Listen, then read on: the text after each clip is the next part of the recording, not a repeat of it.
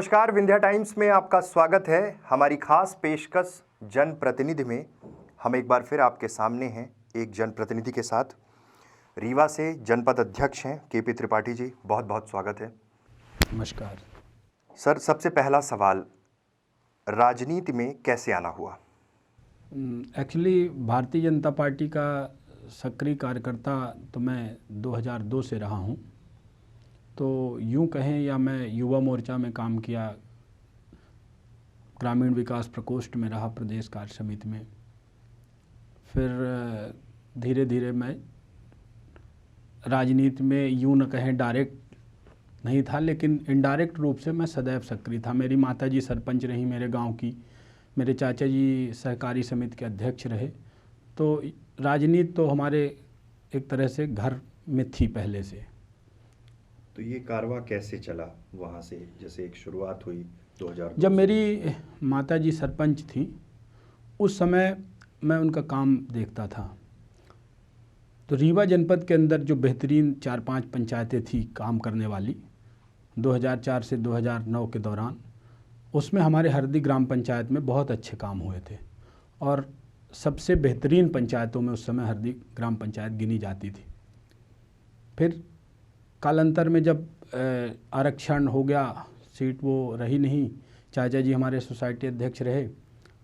फिर 5 साल का अंतराल आया और जब ये अगला पिछला पंचायती राज का चुनाव हुआ, उस समय लोगों ने मुझे अप्रोच किया। चूँकि मेरी गांव वाली जो सीट थी ग्राम पंचायत वाली, वो सीट आरक्षित थी, लेकिन उसके बगल वाली सीट अनारक्षित थी, सामान्य वर्ग के लिए खुली हुई थी। तो वहाँ के लोगों ने मुझसे अप्रोच करना चालू किया कि चूँकि आपने हरदी ग्राम पंचायत में बहुत अच्छा काम किया है, तो इस क्षेत्र में आप आके हमारे क्षेत्र से चुनाव लड़िए। उस समय पहले तो मैं तैयार नहीं था चुनाव लड़ने के लिए, लेकिन लगातार जब 2-4 गांव से लोग, सारे गांव पर पंचायत वाले, ग्राम पंचायत वाले लोगों ने अप्रोच किया, तो फिर मैंने अपना होमवर्क करके लड़ने की सहमति दी। मतलब ग्रॉस लेवल से एक स्टार्टअप हुआ, उसके बाद आप आगे बढ़े। पहली बार आप इस बार जनपद सदस्य बनकर निकले, अध्यक्ष बने। अगली तैयारी में भी हैं, क्षेत्र में आम जनमानस कहता है कि आप अगली तैयारी में भी जुट गए हैं। कहीं ऐसा नहीं लगता कि ये थोड़ा जल्दी भी हो रहा है? वास्तव में इसको तैयारी कहना तो ठीक नहीं होगा। जब मैं जनपद अध्यक्ष बना था तो हमसे मीडिया वालों ने उस समय पूछा था, बाहर उपाध्यक्ष का चुनाव होने वाला था, उस दौरान जीतने के बाद मैं लगभग बाहर आया, तो पहला सवाल हमसे मीडिया ने यही किया था कि रीवा जनपद हमेशा विवादों के केंद्र में रहा है, इसको आप कैसे हैंडल करेंगे। तो मैंने कहा था कि जहां मैं रहता हूं वहां विवादों की कोई गुंजाइश नहीं रहती। हम लोग भारतीय जनता पार्टी के कार्यकर्ता हैं और बड़े सामंजस्य और समन्वय के साथ परफॉर्मेंस ऑफ द पॉलिटिक्स पर विश्वास रखते हैं और यहाँ से हम अपने रीवा जनपद को आगे ले जाना चाहते हैं। फिर जब हमने अपने लिए एक टारगेट तय किया, सेट किया कि हमको अपने रीवा जनपद को कैसे ज़िले में हर योजना में नंबर 1 बनाना है, चाहे वो हितग्राही मूलक योजना हो, चाहे इंफ्रास्ट्रक्चर डेवलपमेंट की योजना हो।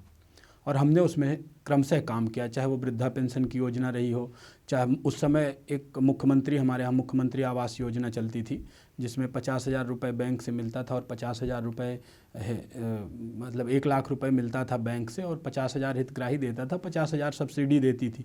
चाहे वो मुख्यमंत्री आवास योजना रही हो, चाहे शौचालय निर्माण की योजना रही हो, चाहे भवन निर्माण कर्मकार मंडल के अंतर्गत मजदूरों का पंजीयन रहा हो, हमने क्रमशः जिले में अपना स्थान अव्वल रखा।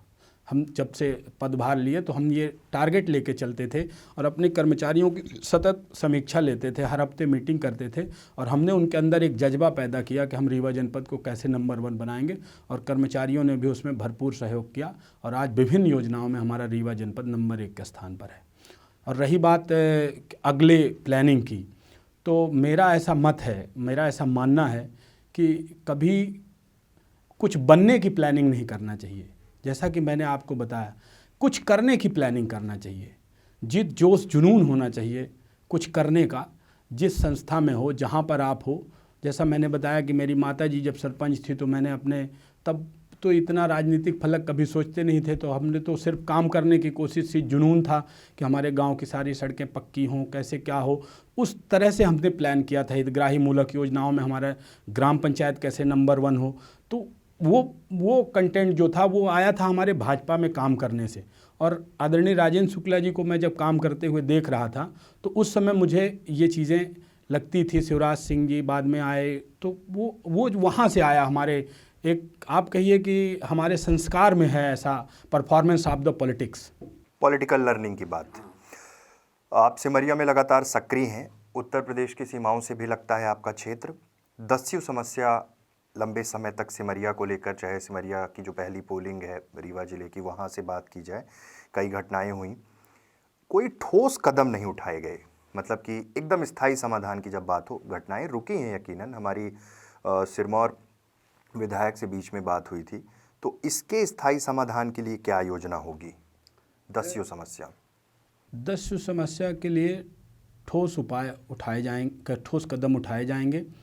जब भाजपा की सरकार बनी उसके पहले हमारे सिमरिया अंचल में बहुत दस्युओं का बहुत दखल हुआ करता था, लेकिन आप सब जानते हैं, सब लोग जानते हैं कि कैसे उसको कम किया गया। बड़े बड़े डकैतों का सफाया किया गया हमारी सरकार में।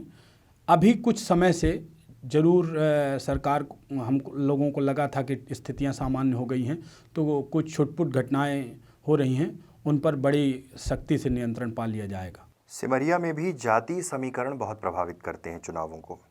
ऐसे में इस बार सरकार के खिलाफ एक एंटी इनकम्बेंसी का माहौल भी है। इसका खामियाजा भी तो बीजेपी को उठाना पड़ सकता है। मैंने पहले भी आपको बताया कि मैं जातिगत गुणा भाग में यकीन नहीं रखता। मैं काम करने पर यकीन रखता हूँ, और फिर काम देखकर, परफॉर्मेंस देखकर, जैसा मैंने बताया कि मैंने सभी योजनाओं में लगभग, चाहे वो सुदूर सड़क संपर्क योजना के तहत सड़कें बनाने के मामले में हो, चाहे वो पुरानी बिल्डिंग्स जो अधूरी रही हों उनको कैसे पूरा कराया जाएगा उनके मामले में रहा हो, तो हमने अपने रीवा जनपद को जिले में लगभग 90% योजनाओं में नंबर 1 बनाकर परफॉर्मेंस की पॉलिटिक्स की है। इसलिए जब आप विकास करते हो, जब आप सड़क बनाते हो, तो किसी एक जाति के लिए नहीं होती, एक वर्ग के लिए नहीं होती। ये बहस के मुद्दे हैं कि कहाँ फ़ायदा होगा, कहाँ हानि होगी जाति में, लेकिन अंत में जब वोट पड़ता है तो मतदाता सिर्फ एक चीज़ देखता है कि हमारे क्षेत्र का डेवलपमेंट कैसे होगा और कैसे हुआ है और किसने किया है और कौन कर सकता है। मुझे ऐसा लगता है कि रीवा का मतदाता बहुत जागरूक है, और मध्य प्रदेश में यदि राजनीतिक रूप से सबसे होशियार मतदाता माना जाता है तो हमारे रीवा जिले का मतदाता माना जाता है, और वो इसीलिए माना जाता है कि उसने हमेशा परफॉर्मेंस ऑफ द पॉलिटिक्स पर वोट किया है। यकीनन रीवा विधानसभा, मतलब रीवा जिले की अलग अलग विधानसभा में रोजगार, स्वास्थ्य, शिक्षा, पेयजल, ये कुछ बड़े मुद्दे हैं। 15 साल से भारतीय जनता पार्टी की सरकार है, 10 साल हो गए सिमरिया कॉन्स्टिट्यूंसी को। स्थायी समाधान कितने स्तर तक सिमरिया के लिए हो पाए, क्योंकि 10 साल से लगातार पार्टी पावर में है सिमरिया में भी? जब 2003 में भारतीय जनता पार्टी की सरकार बनी थी तो ये बहुत मतलब ऐसी बात है जो मतलब रियलिस्टिक लगेगी कि हमारे गांव की जो रोड जाती है खैराई पुखरी से, वहाँ पे एक नहर, बड़ी नहर जो ये कैनाल निकली हुई है, वो बड़ी नहर आके सड़क के इस पार रुकी हुई थी। हम लोग जब बचपन से पैदा हुए, हमको लगता है बाणसागर का शिलान्यास पहले हो गया, जब छोटे हुए तब नहर बनी थी, तो हम लोगों ने बड़े होते हुए देखा कि वो नहर जस की तस खुद ही वहीं रोड के उस पार पड़ी थी। जब हमारी भारतीय जनता पार्टी की सरकार बनी तब वो रोड के इस पार नहर पहुंची, और पूरी नहरों का जाल बिछाया गया सिमरिया क्षेत्र में। सिमरिया जो प्रॉपर शहर है उसके दक्षिणी भाग में हमारे नहरों का जाल बिछ चुका है। 30 के लगभग ग्राम पंचायतें हैं जो सिमरिया के हमारे उत्तरी भाग में आती हैं, वहाँ नहरों का पानी नहीं पहुँच पाया है। ये ज़रूर खेद का विषय है। बाकी हमारी सरकार ने इधर पानी पहुँचाने का किसानों के लिए, या चाहे पेयजल की व्यवस्था हो, जिससे नहरों का जाल बिछने से वाटर लेवल भी बढ़ा तो पेयजल की समस्या भी हल हुई, और सिंचाई का रकबा भी हमारी सरकार ने पूरा बढ़ाया। हाँ, दक्षिणी क्षेत्र, उत्तरी क्षेत्र में हमारे सिमरिया के चूँकि जरमोहरा बांध बनाया गया था 1977 में, जब यमुना प्रसाद शास्त्री जी बने थे, उन्होंने उस समय चिंतन किया था और उसका भूमि पूजन हुआ था। उस निकट समय में उसको जितना उसका कैचमेंट एरिया है वहाँ पानी नहीं भर पा रहा, उसका प्लानिंग हम लोग कर रहे हैं। आने वाले समय में हम लोग कैसे जरमोहरा को अच्छे से भरा जाएगा, और जो हमारी वो 30 ग्राम पंचायतें हैं वो हमारे प्राथमिक मुद्दे पे है कि वहाँ कैसे पानी पीने की और सिंचाई की सुविधाएं बढ़ाई जाएं, जिससे हमारे सिमरिया क्षेत्र, उस क्षेत्र की आर्थिक उन्नति भी हो। सिमरिया में पिछले 2 बार से बीजेपी यानी आपकी पार्टी से ही विधायक हैं। सरकार की योजनाओं का क्रियान्वयन किस स्तर तक हुआ प्रमुख रूप से? भारतीय जनता पार्टी की सरकार के हिसाब से तो मुझे लगता है कि पूरा क्रियान्वयन 100% हुआ। हमारे जनप्रतिनिधि जो थे उन्होंने ज़रूर अपनी जिम्मेदारी से काम नहीं किया। जो पहले 5 साल थे उनको परफॉर्मेंस के आधार पर टिकट काट के भाजपा ने उनकी पत्नी को दिया, और फिर उनकी पत्नी भी जब काम करने से उतनी परफॉर्मेंस नहीं दे पाई, तो चूँकि ये जो लोग थे वास्तव में हमको लगता है कि ये कांग्रेस पार्टी के नेचर के लोग थे कि आराम से काम करो, और मैनेजमेंट से चुनाव जीतने वाले लोग थे। इनका ऐसा कहना भी था, लोग जैसा हमने सुना है। तो इसलिए ये काम के आधार पर चुनाव नहीं लड़ते और काम के आधार पर राजनीति नहीं करते, ये मैनेजमेंट के आधार पर राजनीति करने वाले लोग थे। और भारतीय जनता पार्टी की सरकार के लेवल पर हमारे विधानसभा में लगभग पिछले पंचवर्षीय में विभिन्न सड़कें, चाहे वो रीवा से सिमरिया हो, चाहे वो सिमरिया से मानिकपुर हो, चाहे सिमरिया से बिनसिनपुर हो, चाहे सिमरिया से सतना हो, चाहे रीवा से माया बनकुइयाँ सिमरिया हो, चाहे नहरों का जाल बिछाने का काम हो, चाहे बीहर नदी में आपस में पुल बनाकर कनेक्ट करने का काम हो, चाहे प्रधानमंत्री सड़कों का जाल बिछाने का काम हो, भारतीय जनता पार्टी के सरकार के लेवल पर हमारे बहुत काम हुए। हमारी जो पुराने विधायक थे उन्होंने जनता से मिलने जुलने का काम नहीं किया, उन्होंने दूरी बनाए रखी और उनके सुख दुख में भागीदार नहीं हुई। इसीलिए पार्टी ने उनको पार्टी में उनको दरकिनार कर दिया गया। पार्टी दरकिनार की, वो तो खुद ही चले आए ना पार्टी छोड़ के। राजनीति में कई तरह से दरकिनार किया जाता है। बसपा ने अपना प्रत्याशी मैदान में उतार दिया है, कांग्रेस भी जल्द अपने पत्ते खोलेगी। बीजेपी किसका इंतज़ार कर रही है? इन दोनों टिकटों का इंतज़ार कर रही है कि इनके, एक तो बसपा ने क्लियर कर दिया, कांग्रेस भी डिक्लेयर करने वाली है, तो ये डिले क्यों हो रहा है? बहुत भारतीय जनता पार्टी लगातार 5 साल चुनाव लड़ती है। मैं बार बार आपको बता रहा हूँ कि जैसे ही हमारी सरकार बनती है तो हमारी सरकार अगले चुनाव का तैयारी में जुट जाती है। तैयारी चुनावी नहीं करती, वो क्षेत्र के मुद्दे उठाती है, कैसे वहाँ समस्याओं को हल किया जाएगा, नहरों का कैसे जाल बिछे, कैसे स्वास्थ्य सुविधाएं बढ़ाई जाएं, कैसे शिक्षा की व्यवस्था को दुरुस्त किया जाए, कैसे सड़कों का जाल बिछाया जाए। तो ये हमारी सरकार 5 साल काम करती है और चुनाव की तैयारी करती है, इसलिए किसी का इंतज़ार नहीं है। समय आने पर बिल्कुल उचित समय पर टिकट की घोषणा होगी। पहले बसपा और कांग्रेस के गठबंधन की बात हो रही थी, सारी चीज़ों को दरकिनार करके बसपा ने अपना कैंडिडेट उतार दिया। बड़ी चुनौती क्या, कांग्रेस या बसपा बीजेपी के लिए? अब चूँकि पिछले 2 चुनावों से हमारे यहाँ बीजेपी से फाइट बसपा ही करते आई है, इसलिए हमको लगता है कि हमारे सिमरिया क्षेत्र में बीजेपी और बीएसपी का मुकाबला होगा। वैसे तो बीएसपी भी कोई मुकाबले में नहीं है, क्योंकि मैंने आपको पहले भी बताया कि रीवा के मतदाता बहुत जागरूक हैं, और आप यदि इतिहास उठाकर देखें तो उसमें से सिमरिया के जो लोग मतदाता हैं वो हमेशा सबसे ज़्यादा जागरूक रहे हैं, और इसलिए वो जानते हैं कि बीएसपी की सरकार तो बनने वाली नहीं है। वो अंततः इसीलिए बीजेपी के कैंडिडेट को ही चुनावी फतह दिलाएंगे। सिमरिया विधानसभा का एक बहुत बड़ा जो एरिया है वो सिरमौर में आता है, सिरमौर जनपद पंचायत में। उसका चुनावों पर किस तरह का असर रहता है, क्योंकि कोऑर्डिनेशन की बात होती है, क्षेत्र भी बड़ा है।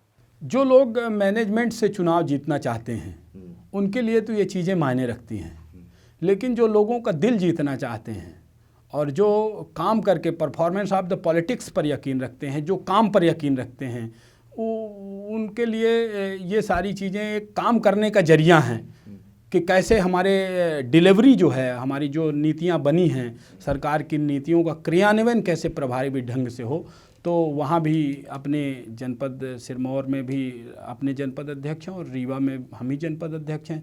इसलिए हमारे बीजेपी का दोनों जनपदों में कब्जा है और दोनों जनपदों में अच्छा काम हुआ है। नए कैंडिडेट को सरकार के प्लस और माइनस दोनों फेस करने पड़ते हैं। यकीनन सरकार गुणवत्ता की बात करती है, परफॉर्मेंस ऑफ द पॉलिटिक्स की आपने बात की, बीजेपी के पास एक स्ट्रक्चर्ड ऑर्गेनाइज संगठन है, लेकिन कई बार माइनसेस जो होते हैं किसी भी तरह के, कि चाहे से कुछ योजनाएं अगर अधूरी भी रह जाएं, तो नया कैंडिडेट जब किसी विधानसभा में जाता है तो उसको दोनों चीज़ें फेस करनी पड़ती हैं। इस बात से आप कितने सहमत हैं? वो देखने का नज़रिया है। जो मेरे नज़र से माइनस पॉइंट जो होते हैं उनको अंदर वो चर्चा के विषय नहीं होते, उनको सॉर्ट आउट करने की ज़रूरत होती है, कैसे हल करेंगे उनको। हमको लगता है बीजेपी सरकार में इतना काम हुआ है कि घर घर में लोगों की चर्चा है, चाहे वो प्रधानमंत्री आवास हो, चाहे वो उज्ज्वला योजना हो, चाहे वो 1 रुपये किलो गेहूं चावल हो, चाहे वो असंगठित श्रमिक पंजीयन के तहत हो। तो लगभग 70% आबादी के लिए हितग्राही मूलक योजनाएं बनाकर और इंफ्रास्ट्रक्चर डेवलपमेंट कर करके हमने एक तरह से हर वर्ग को, हर व्यक्ति तक काम करने की हमारी सरकार ने कोशिश की है। इसलिए हमारे सरकार के इतने ज़्यादा प्लस पॉइंट्स हैं कि नेगेटिव पॉइंट्स पर चर्चा करना मैं बहुत उचित नहीं समझता। सिमरिया विधानसभा में बीड़ा में हमने एक ओपिनियन टाइम्स किया, विंध्य टाइम्स की टीम वहाँ पहुँची। पब्लिक परसेप्शन को हमने जब इवेलुएट किया तो बहुत सारे ऐसे जनमत आए कि वो बीजेपी, कांग्रेस और किसी अन्य दल से मतलब सबसे असंतुष्ट दिख रहे थे। उन्होंने कहा हम तो नोटा पे बात करेंगे इस बार। ये भी तो एक चैलेंज हो सकता है बीजेपी के लिए, हर राजनीतिक दल के लिए। हमने आपको पहले भी बताया है कि रीवा में जब बच्चा पैदा होता है, ऐसा लोग बोलते हैं, तो वो जन्मजात राजनीतिक गुण लेके पैदा होता है। क्योंकि अभी हमको ऐसा लगता है कि सभी दलों में 10-10 प्रत्याशी, 5-5 प्रत्याशी टिकट की डिमांड करते हैं, तो आप रिकॉर्ड कौन क्या बोले, हर व्यक्ति कहीं ना कहीं जुड़ा रहता है सारे, इसलिए वो अभी नोटा कह रहे हैं। बाकी वो जब टिकट डिक्लेयर हो जाएंगे और उनको प्रत्याशी तय करना होगा तो वो सर्वश्रेष्ठ उम्मीदवार ही चुनेंगे। मुझे सिमरिया के मतदाताओं पर पूरा भरोसा है, वो नोटा को वोट नहीं करेंगे। अभय मिश्रा जी के खिलाफ लगातार आप बयान जारी करते हैं, लेकिन अभय मिश्रा ने कभी कोई प्रतिक्रिया नहीं दी। क्या पार्टी ने आपको उनके खिलाफ बयान देने के लिए अधिकृत किया है कि आप उनके काउंटरेबल? मैं कभी भी किसी के खिलाफ बयान नहीं देता हूँ। मेरा मत शुरू से ऐसा रहा है कि जो राजनीति की दिशा है वो किस दिशा में जानी चाहिए। मैंने बार बार आपसे एक ही शब्द कहा है, तो जैसे जो पद हमको मिला है उस पर हम कैसे बेहतर काम कर सकें, इस पर ज़्यादा बात होनी चाहिए। और चूंकि जिनका आपने नाम लिया है वो हमेशा कुछ काम नहीं करते, परफॉर्मेंस देने की कोशिश कभी नहीं करते। वो प्रोपेगेंडा पॉलिटिक्स और मैनेजमेंट की पॉलिटिक्स करने पर यकीन रखते हैं कि जब चुनाव आएगा तो अपन मैनेजमेंट कर लेंगे, प्रोपेगेंडा करेंगे। तो मैं उनके प्रोपेगेंडा को जनता को बताने की कोशिश करता हूं, जो जनता स्वयं जानती है। तो सिर्फ मैं एक बार आईना दिखाने की उनको कोशिश करता हूं। मैं उनके कभी खिलाफ मेरे बयान को न पढ़ा जाए। मैं ये चाहता हूं कि रीवा में जो भी राजनीति हो वो सकारात्मक दिशा की राजनीति हो, डेवलपमेंट की राजनीति हो। अपने रीवा को नंबर 1 का ज़िला बनाना है। हमको सारे लोगों को, आम नागरिकों को, सब जनप्रतिनिधियों को जुटकर इसमें अपना खून पसीना बहाकर आने वाली पीढ़ी के लिए नंबर 1 रीवा यदि तैयार करना है तो उसके लिए हमारी सोच रहती है हमेशा। राजनीतिक स्थिरता की बात है। एक बड़ा मुद्दा हर जनप्रतिनिधि से इस संबंध में जवाब मांगा जा रहा है, एट्रोसिटीज़ एक्ट बड़ा मुद्दा है। क्या मानना है इस एक्ट को लेकर, आप क्या सोचते हैं? ये बहुत ही संवेदनशील मुद्दा है। मैं इस पर यही कहना चाहूँगा कि जितनी इस पर चर्चा की जाएगी उतना हिंदुओं में विभाजन होगा। इसलिए मेरा मत है कि इस पर ज़्यादा चर्चा नहीं करते हुए इस पर जागरूकता फैलाने की ज़रूरत है सभी वर्गों में।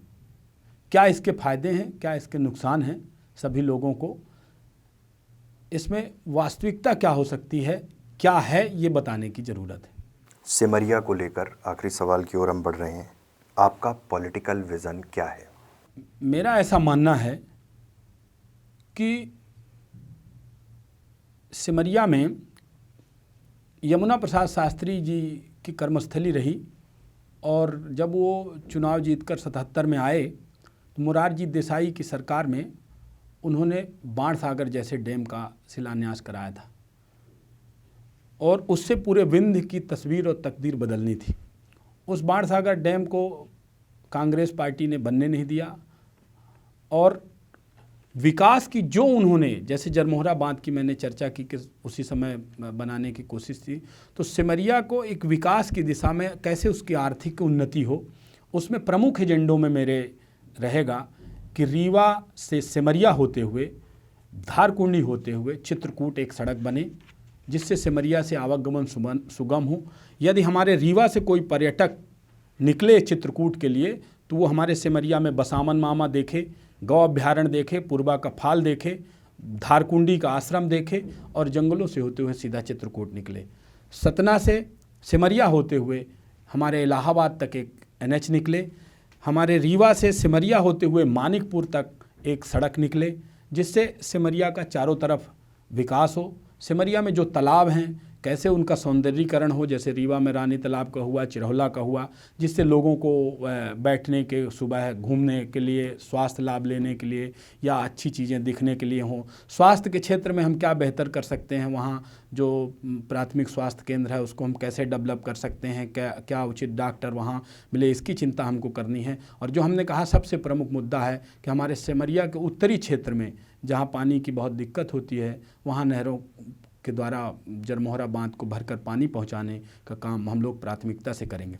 इसके अलावा मेरा ऐसा एक कॉन्सेप्ट है कि मुझे लगता है कि सहकारिता में रीवा में काम बढ़ाया जाना चाहिए और सिमरिया में मुझे लगता है कि जो भी जनप्रतिनिधि आए सब लोगों को मिलकर सहकारिता के क्षेत्र में ऑर्गेनिक खेती और मिल्क प्रोडक्शन को बढ़ावा देकर, और चूँकि सिमरिया में हमारे एकमात्र रीवा जिले का जो उद्योग है सीमेंट फैक्ट्री वो हमारे सिमरिया विधानसभा में आता है।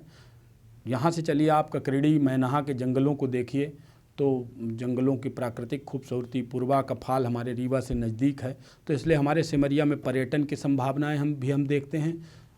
एग्रीकल्चर की संभावनाएं काफ़ी हद तक हैं। जंगल होने के कारण हमारे यहाँ यदि जानवरों को, गायों को पाला जाता है तो मिल्क प्रोडक्शन भी हमारे यहाँ बढ़ सकता है। तो सहकारिता के माध्यम से हमको मिल्क प्रोडक्शन और ऑर्गेनिक खेती को बढ़ाकर किसानों को मजबूत करना है। उद्योग कैसे हमारे स्थानीय लोगों को रोज़गार उपलब्ध कराएं और वो फले फूलें, उसकी भी हमको चिंता करनी है। और उस क्षेत्र में कैसे डेवलपमेंट होगा, सड़कों का जाल बिछाकर हर गांव को मजबूत करना है। हमारे यहाँ नदियाँ हैं, नहरें हैं, उनको आपस में एक गांव से दूसरे गांव को जोड़कर हमारा काम, हमको सिमरिया के समग्र उन्नति की चिंता करनी है। उसके साथ साथ हमको जो हमारे सिमरिया के मूल्य हैं, जो जैसे यदि आप सिमरिया के लोगों को आदर्श देखें, बसामन मामा, तो बसामन मामा एक पेड़ को बचाने के लिए एक प्रतिज्ञा करते हैं। आप सब वो कहानी सब जानते हैं, तो कैसे वो प्रतिज्ञा करते हैं और एक छोटा बच्चा उनको मामा कह देता है, तो उस चक्कर में वो अपनी प्रतिज्ञा ड्रॉप कर देते हैं। तो प्रकृति प्रेमी, धर्म संरक्षक, रिश्तों की कद्र करने वाले और शास्त्री जी जैसे देश के लिए गोवा मुक्ति आंदोलन में अपनी आंखें देकर त्याग की इबारत लिखने वाले और बाणसागर और जरमोहरा जैसे बांध देकर मतलब त्याग की इबारत लिखने वाले और जरमोहरा और बाणसागर जैसे डैम का उस समय पर कल्पना करके उसका भूमि पूजन करा के उन्होंने सिमरिया के लोगों को जो गौरव दिलाने का काम किया था, उस गौरवशाली सिमरिया की समग्र, चाहे आर्थिक चिंतन हो, चाहे पर्यटन के क्षेत्र में हो, चाहे उद्योग के क्षेत्र में हो, चाहे कृषि के क्षेत्र में हो, कैसे हमारा सिमरिया आगे बढ़े, इस पर समग्र चिंतन हम सबको करना होगा। सोशल मीडिया पे बड़े व्यापक स्तर पे जन आशीर्वाद यात्रा का जिक्र हो रहा था, आप भी तैयारियों में लगे थे। सिमरिया के लिए बिल्कुल था कि सीएम आ रहे हैं और आते आते रह गए, रुक गई फिर जन आशीर्वाद यात्रा। अब तो खैर आचार संहिता लग गई। सीधी के बाद रीवा का जो दौरा था अचानक से रुका। आप लोगों को कोई इंस्ट्रक्शन ऐसा पार्टी से मिला कि क्यों, कारण क्या थे, यहाँ क्यों आना नहीं हो पाया? नहीं, जन आशीर्वाद यात्रा तो हर विधानसभा क्षेत्र में जानी है, तो वो आएगी, वो कोई ऐसा कारण नहीं है। हम लोगों को इंस्ट्रक्शन है कि जन आशीर्वाद यात्रा आएगी, आचार संहिता से उसका कोई लेना देना नहीं, वो तो पार्टी का कार्यक्रम है। पार्टी का कार्यक्रम, मुख्यमंत्री जी ने कहा है कि हमको हर विधानसभा में लोगों से आशीर्वाद लेने जाना है, तो उसी तारतम्य में रीवा जिले में भी सिमरिया की जन आशीर्वाद यात्रा आनी है। कुछ दिन पहले सिमरिया की कुछ घटनाएं, एक आदिवासी की मौत का मामला आया, थाने से जुड़ा हुआ मामला रहा, इस तरह की कुछ ऐसे घटनाएं हुई और इन घटनाओं पर ये कहा गया कि हर राजनीतिक दल पॉलिटिक्स कर रहा था। ये सिमरिया के लिए राजनीतिक दृष्टिकोण से तो छोड़िए, लेकिन सोशलाइज्ड वे में अगर देखा जाए तो चीज़ें अच्छी नहीं हुई। आप भी उसमें थे, लगातार जस्टिस की बात कर रहे थे, लेकिन जो पूरा घटनाक्रम था उस पर कई बार बीजेपी, कांग्रेस ने आरोप लगाया कि बीजेपी पॉलिटिक्स कर रही है, बीजेपी ने आरोप लगाया कि कांग्रेस पॉलिटिक्स कर रही है, बसपा के लोग भी इन्वॉल्व हो गए। कैसे देखते हैं इस पूरे घटनाक्रम को? हमारा सिमरिया क्षेत्र है वो हमारे आदिवासी बाहुल्य इलाका है। जंगली इलाका होने के कारण थोड़ा सा हमारा वो इलाका पिछड़ा हुआ है। आपने देखा होगा उस दौरान एक युवक फांसी लगाकर आत्महत्या कर लेता है और उसकी मौत को, चूँकि चुनावी साल था, कांग्रेस के तथाकथित नेताओं ने, जो कि मैनेजमेंट और प्रोपेगेंडा पॉलिटिक्स के लिए जाने जाते हैं, तो उन्होंने सिमरिया को प्रोपेगेंडा पॉलिटिक्स की एक प्रयोगशाला बनाने का प्रयास किया था। उसी तारतम्य में उन्होंने उस मौत को एक बहुत बड़ा प्रोपेगेंडा बनाने की कोशिश की। उसी चक्कर में एक दूसरे आदिवासी ने भी दबाव में आकर आत्महत्या कर ली। जब उस आदिवासी ने, दूसरे ने आत्महत्या की, उनके प्रोपेगेंडा से तय करके, आप सब मीडिया वाले जानते हैं, पूरे सिमरिया के लोग जानते हैं, सभी लोग जानते हैं, उस आदिवासी की लाश को लेकर भी ये लोग धरने पर बैठ गए। आप एक इंसान होने के नाते, एक व्यक्ति उस गांव में मरा, 2 दिन तक आपने पॉलिटिक्स की, उस गांव के एक घर में चूल्हा नहीं जला, बच्चे भूखे रहे, फिर दूसरी मौत हुई, आपने 3 दिन तक उसमें पॉलिटिक्स की, 5 दिनों तक उस गांव में एक घर में चूल्हा नहीं जला, लोग भूखों मर रहे थे। और जिनके घर में मौतें हुई थी, जिन गरीबों के घर में, आप उनके दर्द का, उनके दुख का, उन गरीब लोगों के या कोई भी मरे, उसके दुख का अंदाज़ा लगाइए कि उसके घर में टेंट लगा दिया गया हो, वहाँ लोग खाना खा रहे हैं, वहाँ लोग पाउच पी रहे हैं और धरने पर बोल रहे हैं कि बैठे हैं। जब ये सारी चीज़ें सामने आई तो हम लोगों को चिंता हुई, भारतीय जनता पार्टी को ये चिंता हुई कि ये प्रोपेगेंडा की पॉलिटिक्स करने वाले लोग कहीं अभी 2-4 आदिवासियों की और जान न ले लें। वहाँ ऐसा लोगों को बताया जा रहा था, जैसे दूसरी जो मौत हुई थी उनको बताया गया कि रजौल की हत्या में तुम फंस जाओगे, फंसाने की कोशिश की, इसलिए दूसरे ने आत्महत्या कर ली। और पहले वाले को बताया जा रहा था, आप जानते हैं पुलिस के साथ मारपीट हुई थी वहाँ, तो उनको लगातार बताया जा रहा था कि तुम लोगों के ऊपर, सभी लोगों के ऊपर FIR पुलिस ने दर्ज कर ली। तो फिर हम लोगों ने उसमें अपनी वहाँ पर बात रखने का दायित्व समझा कि उन लोगों को जागरूक करने की ज़रूरत है, उनको समझाने की ज़रूरत है कि कहीं कोई डरा कर पुलिस से या कहीं कोई दबाव बनाकर अभी हमारा कोई गरीब भाई या बहन एक आध और आत्महत्या न कर लें। और ये कांग्रेस के लोग हैं, ये प्रोपेगेंडा करने वाले राजनीति के लोग हैं, ये तो लाश पर राजनीति करते हैं। तो इसलिए हम लोगों को चिंता थी, भाजपा के लोगों की, कि अब एक भी जान नहीं जाने देनी चाहिए। क्या गरीब के जान की कोई कीमत नहीं होती? क्या उसकी लाश पर 5-5 दिनों तक आप उस गांव में बैठे रहे? उस गांव में 5 हैंडपम्प खराब थे। जब मैं 5वें-6वें दिन गया, इन्होंने, जिला पंचायत अध्यक्ष हमारे वहाँ राजनीति कर रहे थे, इनको ये चिंता नहीं हुई कि इस गांव में पानी नहीं मिल रहा है तो 5-5 हैंडपम्प बनवाएं। मेरे जाने के बाद मैंने वहाँ 5 हैंडपम्प उसी दिन पूरा प्रशासन बुलाकर सबको, कलेक्टर से बात करके मैंने वहाँ हैंडपम्प सारे बनवाए। जिनके घर में हुई थी उनके भी पानी पीने की किल्लत थी, वहाँ भी पानी की व्यवस्था कराई। तो मतलब कुल मिला के भारतीय जनता पार्टी ने उसमें राजनीति नहीं की। हमने संवेदनशीलता का परिचय किया कि हमारे किसी भी गरीब भाई की, किसी भी आदिवासी व्यक्ति की जान नहीं जानी चाहिए। जान की कीमत पर, लाश की कीमत पर राजनीति नहीं होनी चाहिए। और जब हमने वहाँ पर अपना इंटरफेयर किया तो कांग्रेस के नेताओं को वहाँ से भागने पर मजबूर होना पड़ा, क्योंकि सारे आदिवासी भाई, सिमरिया के सारे आदिवासी भाई भारतीय जनता पार्टी के हम लोगों के साथ खड़े थे। ये हमारे साथ थे KP त्रिपाठी, सिमरिया को लेकर इनका एक पॉलिटिकल विज़न है और एक पॉजिटिव पॉलिटिक्स की इन्होंने बात की जिसकी ज़रूरत है। अब देखना ये है कि आगे आने वाले समय में कैसी परिस्थितियां निर्मित होती हैं। सर बहुत बहुत धन्यवाद आपका। धन्यवाद, नमस्कार।